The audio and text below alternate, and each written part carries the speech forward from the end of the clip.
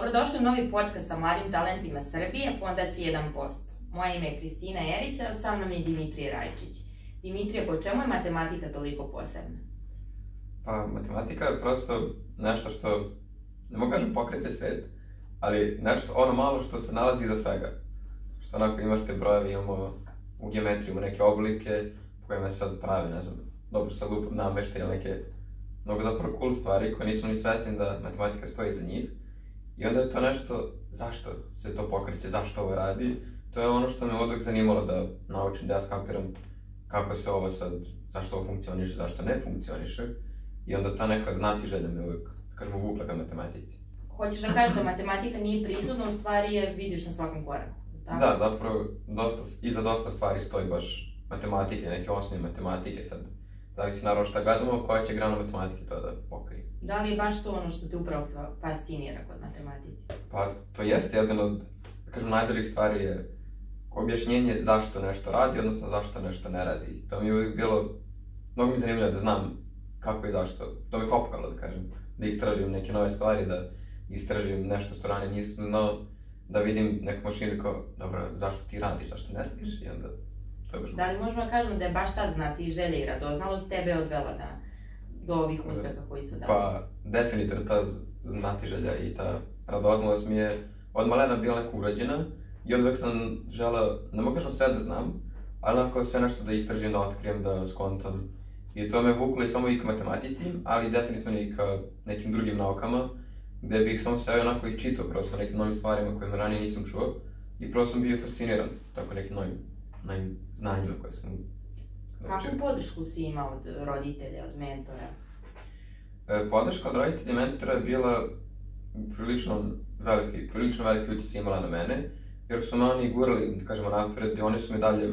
Roditelji su me od malena, da kažemo, kopkali pitanjima, jednostavno me pitali nešto i onda ta neko razvili su to kod mene da se ne bojim pitanja. Da uvijek kad dobijem pitanje, da ne zaziram od njega, nego da, dobro, sad sednem i da nađem odgovor na to pitanje. I to je nešto što mi je jako drago što su radili zapravo, jer sad, kažemo, kad god neko pita nešto, uglavnom kao, snaći odgovor neko. A kako gledaš na neuspeh? Na neuspeh, pa skroz nešto što je okej i što sastavni deo uspeha, gde samo ne treba da ti karakteriš taj neuspeh, u suštini ne treba ti da padneš, nego da nastaviš dalje do još neuspeha. Da li si više učio iz neuspeha ili uspeha? Pa definitivno su obe stvari jako bitne za samu tvoju karijeru, za sam i uspeh, generalno, jer kad ne uspeš, skapiraš zašto nisi uspeo, a kad uspeš, skapiraš kako je to kad uspeš. I onda prosto uspeh te dalje vodi ka novim uspesima, jer prosto budeš, ne mogu kažem gladan, ali kao želje, još uspeh želiš, još nešto da uradiš, želiš još nešto da napišeš, da uradiš. I onda prosto to te naravno vodi još neuspeha, ali skapiraš da je to deo sasvim okej. Kada smo već kod uspeha, šta je za Dimitrija uspeh? Šta je za tebe uspeh? Šta je za mene? Pa, uglavnom za mene su neki najveći uspesi neke stvari za koje ljudi, ne mogu kažem, nisu čuli, ali neke stvari koje ljudima se i ne bave, nego prosto neobavezne su i nisu ono što će svako da uradi, generalno. I recimo ponosan sam na te medalje koje sam osvojio, ali sam recimo ponosan i na neke trke koje sam završio. Ponosan sam na par planina koje sam popeo i tako neke stvari prosto koje me čini živim, prosto koje volim za sebe da radim, za sebe da postignem i da mogu ja posle stanem i kao čovječ koja sam ovo radio. I to su neke stvari koje za mene smatram uspehom. Šta si otkrio u matematici, a da te ostavilo bez teksta? Samim tim nekim početcima. Pa, ubedljivo su mi zadaci, to jest problemi kojima se matematika bavi, koje ponovo nikad ne bih vjerojatno ni čuo, da nisam baš bio recimo član u Petnici, to jest početnik u Petnici, i tamo smo se bavili, baš smo imali jedno predavanje o tome kao trenutni problemi matematici. I onda smo nalazili razne probleme gde smo stali kao ovo je matematika, ovo je samo matematika, i onda su nam pokazivali kako matematičari pristupe nekim problemima i čime se zapravo matematičari bave. Kako nisu ono sve da kažemo neki dosadni zadaci, neka teorija, nego zapravo konkretna matematika i kako to, da kažem, pomaže svetu. Spomenuo si Petnicu, kasnije ćemo pričati o centru. Da li si tamo zaista shvatio da matematika nije samo učenje i dosadno bubanje, već nešto se krije iza toga, da postoji ta neka čarolija? Pa, ubeljao sam još više da volao matematiku baš tu u Petnici, baš znači zbog tih stvari koje čujem i onako me skroz onako zateknu, prosto gledam i ko ne verujem šta ja slušam i da bude toliko nezamislivo prosto, jer nisam ni znao da takve stvari postoje, niti da može neko da se bavi zapravo tim stvarima.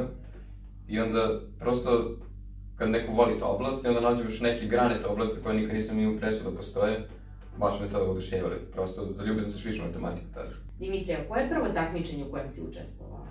Prvo takmičenje u kojem sam učestvovao, da kažem, koja nisu školska, bi bilo u 5. i 6. razredu sam bio na regionalnoj smotri Centar za talent i tu smo samo radili neke zadatke, dok kad postaneš 7. razred, kad upišeš 7. razred, tu se neko, da kažemo, većem nivou i tada dobiješ da pišeš svoj prvi istraživački rad. I tu sam prvi put okusio kako je to zapravo pisati neki rad, to mi se jako dopalo i tu sam osvojio prvo mesto na regionalnom nivou i na državnom posle. I to je baš onako borilo s nogu i to me zapravo kvalifikovalo da sledeće 2 godine učestvujem na internacionalnom debatnom turniru koji se održavao prvo u Bugarskoj pa onda kod nas, gde smo se isto vratili sa 2 medalje.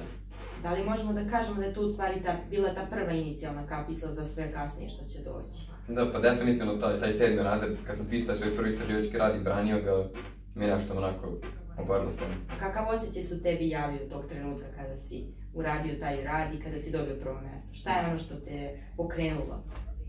Pa, ne znam, samo tako spoznaje da si ti nešto uradio, ti si to napisao, ti sad to braniš, neko što tvoje delo i neko ti to vrednuje kao prvim mestom, kao najbolji se onako u državi, to je prosto onako prelepo osjećaj. Dimitri, ispričaj nam nešto o svetu brojeva. Svet broja je taj prvi rad koji sam napisao u 7. razredu.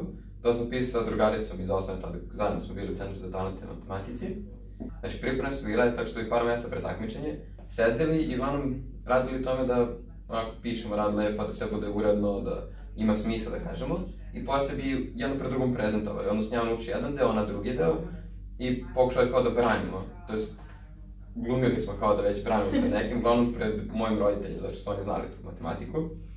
I kao oni bi nas pitali nešto, onda kako bismo mi se odbranili od tih pitanja, kako bismo stali iza rada. I to je sve izgledalo baš super. I to mi je bilo prvi put da tako izvedemo neko takmičenje. Naravno smo oboje bili onako puni treme i bili smo nervozni. Ali kad smo čuli onako da je sve to gotovo i da smo dobili prvo mesto, baš smo bili onako oduševljeni.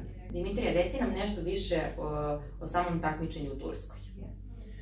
Takmičenje u Turskoj se zove OKSEF. I to je zapravo jedan kao sam nauke, da kažemo, oni to zovu elektronske nauke praktično. Odnosno imamo matematiku, imamo robotiku, računarstvo i ove godine su zapravo uveli i biologiju i hemiju kao odvojene jedne grane i prosto to izgleda kao običan sam nauke. Znači svako ima svoj oko stol i svako prezentuje na svom stolu. I ko mu priđe, ti dođeš, on mu objasniš i to je to u suštini, ali to je, da kažemo, deo tog sajma nauke, deo tog festivala za, da kažemo, širu masu za sve ljude, a posle ima taj kompeticijski deo, gdje zapravo mi odnesemo sav te naše, da kažemo, eksponat, sve što smo imali tu, kod sudija, i prezentujemo pred njima. I to je zapravo taj takmičarski deo, i onda te sudije ocenjuju posle i rangiraju nas na osnovu toga. Koji deo takmičenja ti je bio najdraži? Pa iskreno, kod sudije je to trajalo 10 minuta, dok je taj pre toga deo sa svim ljudima trajalo 2 dana. I onda u suštini i tu upoznaš neke druge ljude, upoznaš neke drugu decu zapravo, i drugu decu istraživače. I onda čuješ i njihove radove, čuješ njihove zapravo priče, isprijateljiš se s njima i posle se družite. Sve vreme tih nedelju dana dok su bili u Turskoj, mi smo se baš družili. Išli smo i na bazen zajedno kao bi u hotelu, baš mi bio lep provod. I prosto, vjerojatno bi mi taj deo bio onako draži, jer prosto tad si sa drugim ljudima je mnogo prijatnije. Koliko ti znači upoznavanje novih ljudi, sticanje novih prijateljstava? Da li si ostao sa nekim i dalje dobar i da li se čujete? Pa to mi je omiljeni deo takmičenja i to je ono što najviše ostaje utisak na tebe, baš ta prijateljstva i poznanstva i ljudi s kojima se, kao što se rekao, znači i dan danas se čujem sa, imam druga iz Brazila s kojim se čujem, imam par Holanđana, par par Nemaca, s kojim se dalje čujem i u kontaktu smo i planirali smo da se nađemo i da se vidimo ponovo i da se sretimo, ne vezano za takmičenje, nego recimo ja odem tamo ili neko dođe kod nas ovde, da vide drugu kulturu i da se ponovo opet vidimo. I to je definitivno nešto što ostavilo najviše utisak na mene sa svih tih takmičenja. Dimitri, po čemu ćeš pamtiti takmičenje u Maleziji i sa kojim radom si se tamo predstavio? Takmičenje u Maleziji je bilo baš onako veliki jedan skok za mene, da kažem, jer išli smo na drugi kraj planete praktično. I prosto, i upoznali smo tu drugu kulturu i videli smo Maleziju, što je baš onako ostavilo nezatečenog. Tamo sam branio svoj rad teorija aproksimacije i primjene, gde sam s mentorom praktično našao jednu čak još bolju aproksimaciju od ove koje se trenutno koristi. Znači, približnu vrednost funkcije smo nalazili, to je nekih nazvanih funkcija u matematici. I prosto smo uspeli da kažemo, podignemo nivo tih aproksimacija i da ih prosto približnije izmerimo nego kako su do sad bile merene. I to je bilo jako, zapravo obojica nam je bilo jako cool kad smo došli do tih rešenja. I bili smo oduševljeni kako smo to uspeli da uradimo. I onda sam branio taj rad u Maleziji, tu sam osvojio bronzanu medalju. I tu sam bio neko van sebe od sreće, jer kao išao sam do druge kraja planete, branio sam Srbiju, branio sam svoj rad, vratio sam se s medaljom i ne znam, prosto praviti osjećaj. Jedan od tvojih istraživačkih radova nosi naziv Primjena algebre u sistemima kontrole robotske ruke, ako ne grešim, da. Zvuči poprilično onako zbunjujuće. Možeš da nam ispričaš nešto više o tome i šta je u pitanju? Pa u suštini, da, sam naslov zvuči jako rogobatno, ali ceo rad se bazira na tome da imamo robotsku ruku koja je fiksirana u zemlju. Koristili smo kinder jaja i robotska ruka je išla po, da kažemo, toj tabli gde stoji, uzela kinder jaja i stavila ga u činiju. I sad, to ovako izgleda jako prosto, ali smo zapravo koristili jednu jako, da kažemo, kompleksnu matematiku, za koju mi mentor posle priča kad sam naučio, da se to radi tek na masteru na ETF-u. Ja sam bio baš zabezeknut kad sam to učio da sam ja zapravo savladao neku matematiku koja je na tako visokom nivou. I zbog tih preračuna, da kažemo težih preračuna, robotska ruka tačno precizno zna gde se nalazi to kinder jaje i gde treba da ostavi to kinder jaje. Mislim, to je samo primjena u mom radu, ali naravno gledali smo da kažemo proširimo tu primjenu na to recimo u nekoj industriji da se koristi ili negde gde se robotizuje prosto, gde se robotizacijom pravi nešto, kako bi bilo što preciznije, da prosto ta firma koja će to, da kažemo, da koristi, da bude što onako precizno, tačno određeno kako će se pomerati ta robotska ruka. Dimitrije, jednom prilikom smo na tvom prozoru vidjeli po nešto ispisano. Da li možeš da nam otkriješ šta je pitanje? Da, to jednom, ne znam kako mi je palo na pamet, da neke svoje, da kažemo, citati ili neke reči za koje mogu, znam, za kojih mogu da stanem, da kažem, da mene određuju, i palo mi na pamet da to napišem na prozor. Zašto? Nemam predstavu. I od tog dana, evo do dana današnjeg, kad vidim neki lep, recimo, citat ili neki tekst iz knjige, možda neki citat iz filma ili nečije reči, ako vidim da me pogoda, ako znam da prosto, da kažem, da me određuju, da mogu da se vodim tim rečima, onda ih samo napišem na prozor i da kažem, to su reči koje me vode, to su neki onako citati, neke misli za kojih mogu da kažem, pa to sam ja. U kojim situacijama se dešava da ti staneš ispred tog prozora i pročitaš po neku od tih rečenica? To mi se zapravo jako često i dešava, gdje tako, ne znam, ako ne radim ništa, ako se osjećam po sobi, ne znam, da samo ako stanu i iščitam sve to i prosto bude onako jako, sviđa mi se kako ti to, sviđa mi se kako sve to oblikovano i prosto sve te reči kako mene oblikuju. I onda, ne mogu kažem kao da gledam u sebe, kao da gledam neku u svoj tok misli, kao da gledam u svoj taj mindset, da kažem, i prosto jako lepo. Dimitrije, kako izgleda tvoj slobodan dan kada nemaš neke obaveze? Šta je ono što voliš da radiš, koje knjige čitaš? Pa, uglavnom kad nemam obaveze, kad nemam ništa, da kažem, pametno da radim, najčešće se to završi tako što izađem ujutro i vratim se uveče, jer najviše volim da provedem dan napolje. Radeći apsolutno bilo šta, od vožnje bicikla do igranja košarke, samo pričanje s drugarima, bivanje u parku, skroz nebitno. Uglavnom, gdje završimo taj dan, u suštini, dešavamo se par puta da sedimo napolju i neko lupi u suštini nama na avalu da idemo, mi koji svi, ajmo što da ne, i onda odemo peške do avale i tako da apsolutno ništa onako, da kažem, strogo dirigovano, nego onako skroz opuštena atmosfera i da samo kao šta nas putem donese. Dimitrije, gdje vidiš sebe za 10 godina? Pa iskreno, nemam predstavu gdje će se vidjeti za 10 godina. Za sad se trudim da u narednih 4 godine završim fakultet koji sam sad prošle godine već upisao. Ti si na matematičkom fakultetu sam, da, sad sam brucaš. I nadam se da će neka vrata otvoriti. Mislim, nadam hoće, nešto će se, da kažem, otvoriti, nešto će iskrsnuti za te 4 godine.